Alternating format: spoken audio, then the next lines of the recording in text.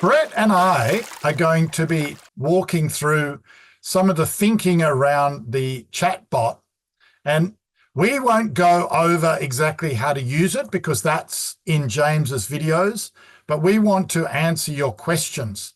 So, Brett, why don't you kick us off by just telling us a little bit of who you are? And I know that you've been using chatbots a lot this year because you're doing a master's or a doctorate or something or other. I don't know what you're doing. And give us an Not idea. doing the doctorate just yet. We're just doing Okay, the that's master's. coming. That'll be Slow next me week. down there. Okay. Get Okay. me hurried. So introduce yourself, Brett, and give us an idea about chatbots, and then we'll start to answer some of the questions. Yeah, so my name is Bret. I'm in Canada. I live just outside the city of Toronto in Ontario. And what I've been doing over the last year and I'm doing a master's of education because I really wanted to get involved in the collegiate space in the idea that it really isn't knowledge we need anymore in the world. We need wisdom. And I wanted to be able to just bring that sense of if we could take knowledge that all of our students have and apply an experience to that, we can get wisdom. And so that's how I've really been using ChatGPT and other chatbots to just help me dissect through enormous amounts of information from research documents and classmates, and I can get through so much more content very quickly to get summaries, to ask questions, and I'm even able to have like deeper, I would say in some cases, arguments with ChatGPT because ChatGPT may not think like it has, but it does have an opinion. Um, and so yeah, so just being able to push back a little bit and yeah.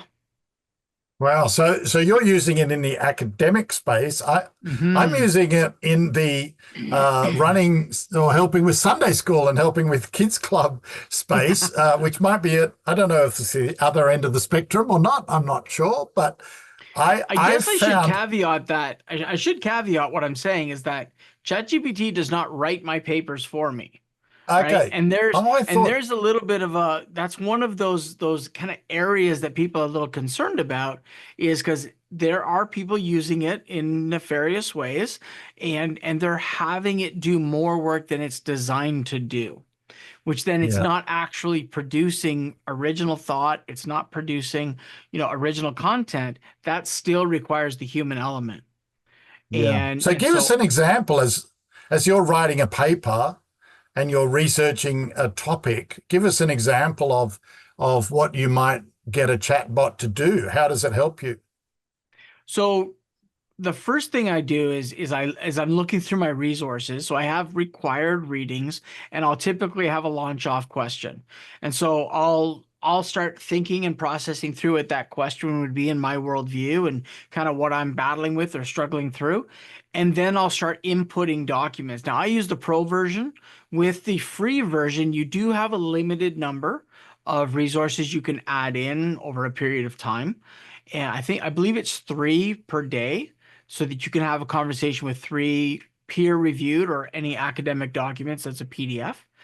And so I'll just start asking questions about it. Can you give me a summary of this? Okay, well, you've gotten me the summary. Are there any key points that are not in your summary? And I'll just have this conversation back and forth and really try to source what's the leaning of that document and kind of how I can become more informed on the topic. Yeah.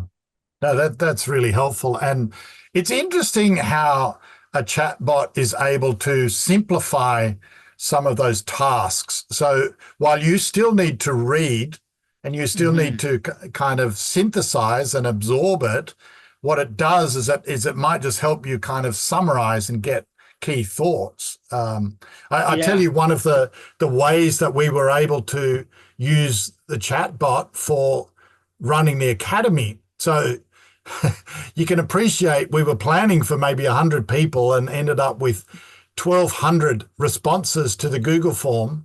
And when you look at the big spreadsheet of all of the answers of everybody in the academy, some people wrote in English, some wrote in Spanish, some wrote in French, some wrote in other languages. And they were short sentences and there were questions and there were all sorts of different responses. And it would have taken me hours to read 1,200 lines of even every single column, what we were able to do. So let me give you an example. We asked the question, what questions have you got about AI? And people gave all sorts of different answers. Some said, no, I got no questions. Some said, oh, thank you so much for running the academy. I was able to copy just that column. We didn't put any emails, any names, anything that was problematic in. We copied that column. And then I said, could you read all of these questions for me and summarize them into different topics and group similar questions together and give me the key questions that people have asked. And in 30 seconds, I was able to then understand all of the key questions that people had in the AI Academy. And that was just one example. We had all of the different countries that people had written, and some of them were spelt wrong, and some of them gave a city instead of a country. And I was able to just take that column. So again, it's not linked to anyone's name. And it was able to work out exactly how many countries are involved. And if a city was put in, it knew where the city was and then said, okay, well, that city is in that country. So again, we were able to come up with 115 different countries that are involved. And it all took about 30 seconds. So AI is able to simplify some of the administrative tasks and some of the summarizing tasks. What about in a minister? We've got the first set of questions. So the first one is a great one. How can ChatGPT help us in our ministry to preach the gospel? And this is a really interesting one. I might say something first, Bret, and then you can add to it.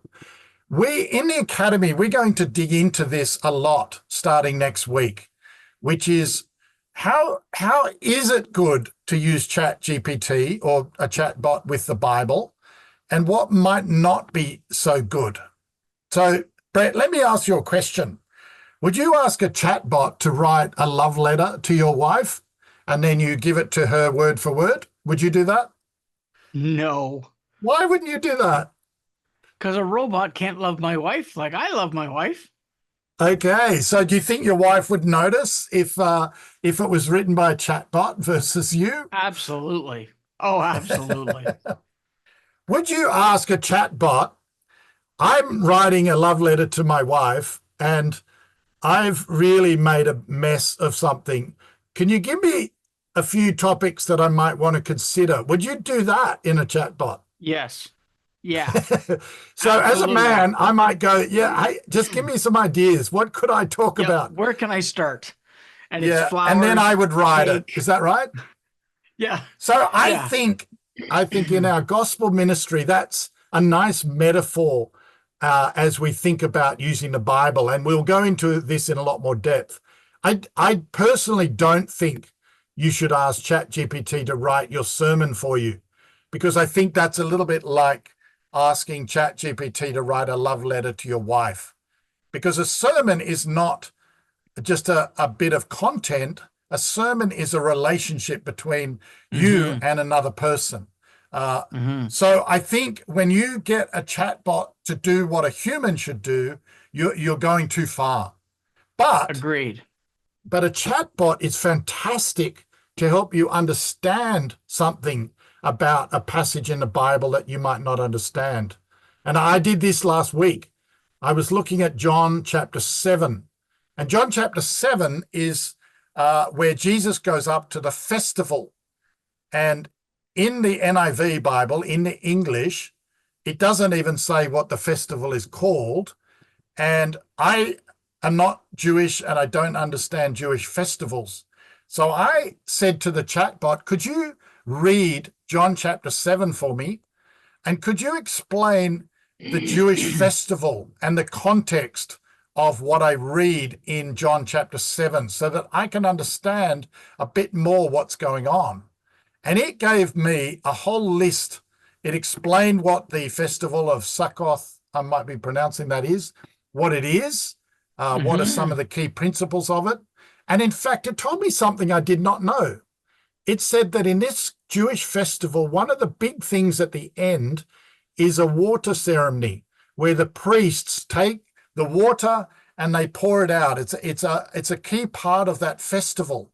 And when you look at John chapter 7, what does Jesus say at the end of that festival? I am the living water. And I had no idea of the link between the Jewish festival and the water ceremony. And ChatGPT explained that to me. So I was then able to mentor a friend of mine around John chapter 7 with information I wouldn't have had, because it gave me an understanding of the context. So they're the kinds of things that we want to train people in. Don't get it to write your sermon, but sure, get it, ask great questions and get it to help you understand certain things about the passage. Anything you'd add to that, Simon, Bret? I think, yeah, I think one of the things you've really inserted into that process is the historical reality. And that when we look at our biblical training across the globe, I was looking at a statistic just last night. We have 25% of senior pastors are going to retire before 2030. And there's less than 10% enrollment in biblical studies globally right now. There's something wrong here. And I'm not suggesting that ChatGPT replace biblical training, but it can fill the gaps of how we ask questions, how a mentor can now work with multiple students. And it's not as difficult to get in between the lines as it is. That we have one person that might suggesting that won't AI substitute the guidance of the Holy Spirit. Heavens, no, not at all. Because I think that when I'm pursuing knowledge or pursuing wisdom, I have the knowledge, I have access. I had the Britannica encyclopedias when I was a kid. I had all the same information. I just had to go look for it, right? And so AI just has sped that process up and made it happen in a quicker, more aligned fashion. But I still needed to require the Holy Spirit. I still needed that nudge. I still needed the call and the pull in a direction, because ChatGPT or Gemini or Claude or any of these AIs, they don't know who we're ministering to. They don't know the needs in the room. Exactly. And there's been some fascinating changes to AI for sure, but it still doesn't know what's happening. No, that's correct. Yeah, go ahead, Simon. Yeah. I mean, another statistic says that 95% of pastors and ministers in the world are untrained. That's the current statistic, 95%. Now, I think if we can help untrained pastors to learn things that then they don't know. So you will have seen already in one of my videos that I wanted to understand something about the parable of the talents. And I love this question of saying to ChatGPT, look at this story and tell me what are the key Greek words in this New Testament passage, or what are the key Hebrew words in this Old Testament passage? And it then lists them out and what they mean. And I don't speak Greek or Hebrew. I want to pause you there for a second. How would you ask ChatGPT to do that for you? So, if I just ask it, it doesn't always do it the way that simply. All right, well, let me try it. Let me see if this works. And this is a live demonstration. So I'm going to go to the mistakes free. may happen. Yeah, who knows? Can you see my ChatGPT? This is the free ChatGPT. Yeah. So can you give me a Bible passage, Bret, that you can think of in the New Testament? Go with Galatians chapter 5. Okay. And the fruit of the Spirit. So 22 and 23, or 21 to 23, I think. In Galatians 5, 22, 23. So can you give me the... Watch for repeated words, Si. Just watch for repeated words in the prompt. You've got to the give. You give... Oh, okay, yeah. Can you give me thankfully it'll work it out. The key Greek words in Galatians... let's just see what it says. And so here it says, it knows what it is. Paul lists the fruit of the Spirit, and then it gives the key Greek words. So there you go. Love, joy, peace. And what I did was, so when I looked at talents, and I thought, okay, that's interesting. Tell me, where else does this word appear? So I could look at this.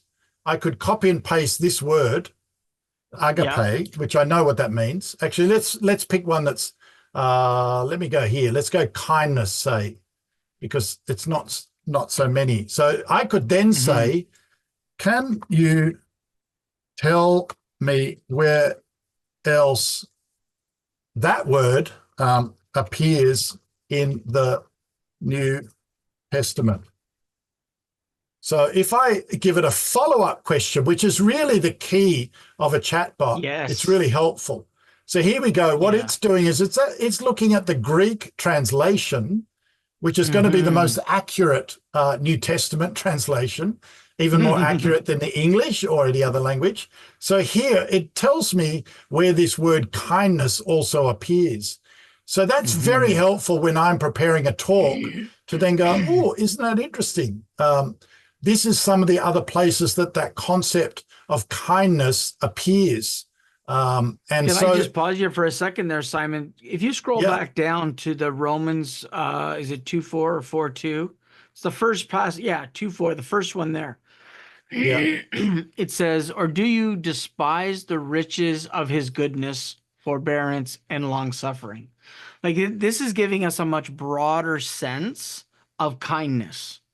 Right. And so I think that a lot of times when we read the scriptures in the English alone, we get lost on a singular meaning and what that means for me, for my culture, for my language.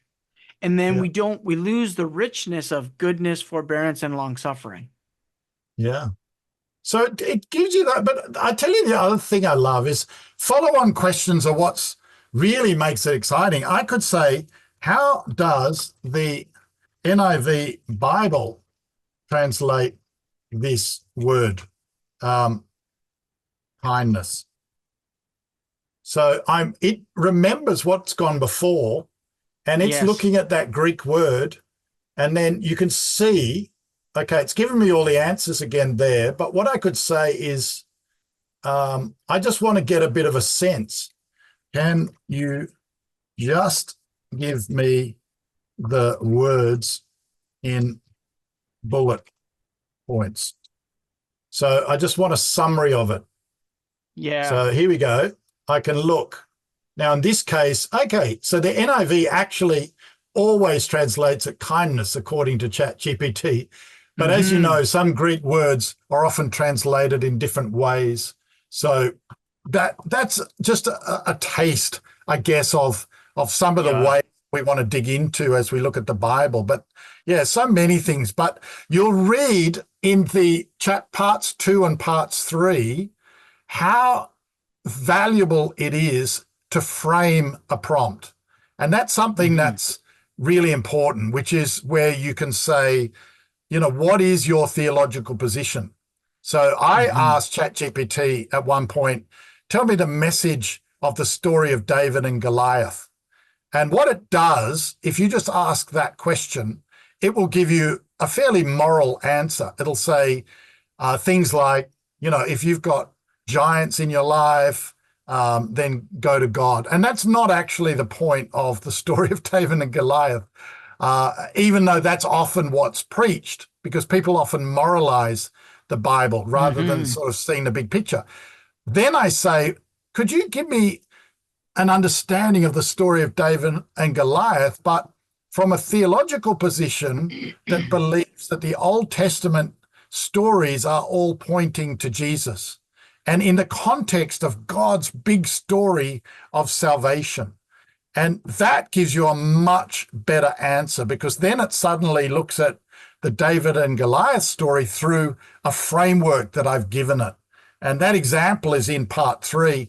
But that's the kind of thing you want to do. You want to say, I believe that the Bible is about God's big story of salvation, his mercy and his grace. Could you then now answer a question from that perspective? and that helps you to frame it. So we will go into this much more in future parts of the manual. We've got a few you and I more could probably do questions. a separate video altogether and just run the rabbit hole for a couple of minutes or Yeah, 10. well, are that'd be amazing, and we're learning so much. Thank you.